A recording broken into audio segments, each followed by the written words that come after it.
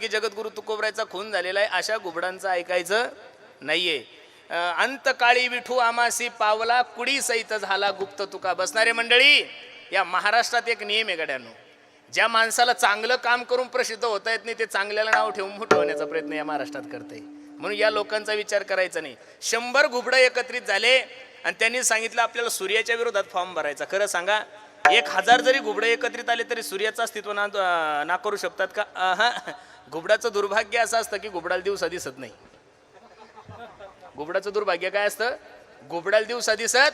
असे भारतातले सगळे जरी घुबडं एकत्रित आले आणि त्यांनी माझ्या जगद्गुरु तुकोबराय ज्ञानोबरायचं अस्तित्व मानण्याचा नाही प्रयत्न केला तरी सूर्याचं अस्तित्व हे कालही होतं, सूर्याचं अस्तित्व हे आजही होतं आणि सूर्याचं अस्तित्व हे उद्याही आहे. आणि खून कोणी केला? वामनाने केला. काय लावून देतील कुठं काय घोळा काही कळत नाही महाराज. अरे जगद्गुरु तुकोबरायचा खून जर एखाद्या ब्राह्मणाने केला असता आणि हे जर माझ्या छत्रपती शिवाजी महाराजाला कळलं असतं, अरे ज्या काळामध्ये आदिलशाही मुघलशाही राजाला पाहिल्यानंतर थरथर कापत होती, त्या राजाच्या गुरुला जर एखाद्या माणसाने मारला असतं तर कुठंतरी इतिहासामध्ये उल्लेख आला असता ना महाराज की त्याला संपवलंय. छत्रपती शिवाजी महाराजांचे गुरु फक्त आणि फक्त तुकोबारायच आहे, याचा गाथ्यामध्ये पुरावा आहे. बाकीच्यांना गुरु म्हणायचं हा भेटगाठ झाली असेल. लोकांचा काय स्वभाव माहितीये का? कुठं कीर्तनात एखाद्या आमदारासोबत हातात हात दिले की लोक म्हणतात की आमदाराचे माझे लय संबंध आहे. असे किती ठिकाणं पडलेले. तुकोबारायचे गुरु फक्त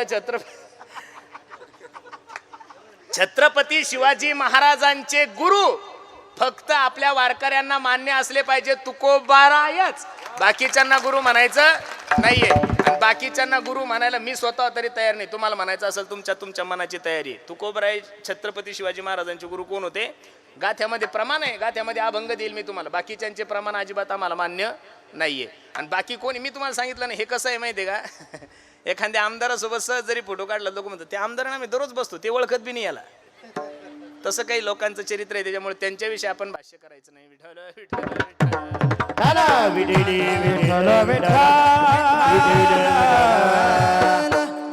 काल्याचं कीर्तन आहे, आपल्याला काल्याचंही कीर्तन पाहायचं. जगद्गुरु तुकोबरायच्या वैकुंठाचा सोहळाही पाहायचा आहे.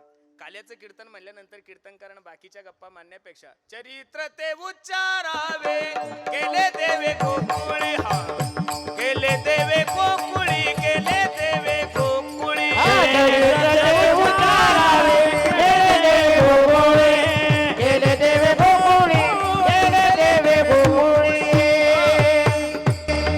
भगवान श्रीकृष्णाने गोकुळामध्ये ज्या ज्यावेळी चरित्र केलं त्या चरित्राचा काय करायचा? उच्चार करायचा आहे. भगवंताच्या अवताराचा इतिहास श्रीमद भगवद्गीतेमध्ये 4थ्या अध्यायामध्ये भगवान श्रीकृष्ण अर्जुनाला सांगतात, अर्जुन ऐक, यदा यदा हि धर्मस्य ग्लानिर्भवति भारत अभ्युत्थानम धर्मस्य तदात्मानं सृजाम्यहं परित्राणाय साधूनां विनाशाय च दुष्कृतां धर्म संस्थापनार्थाय संभवामि युगे युगे.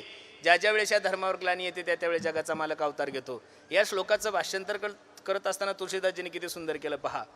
हा जब जब होए धर्म की हानि, हो बाढ़हि असुर अधम अभिमानी.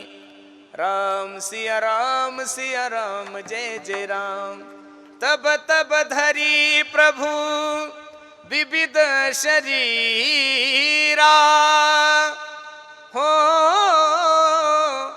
हरहि कृपा निधि सज्जन पीरा.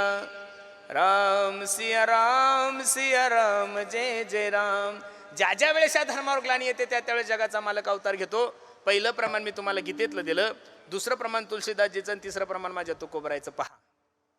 धर्म रक्षावया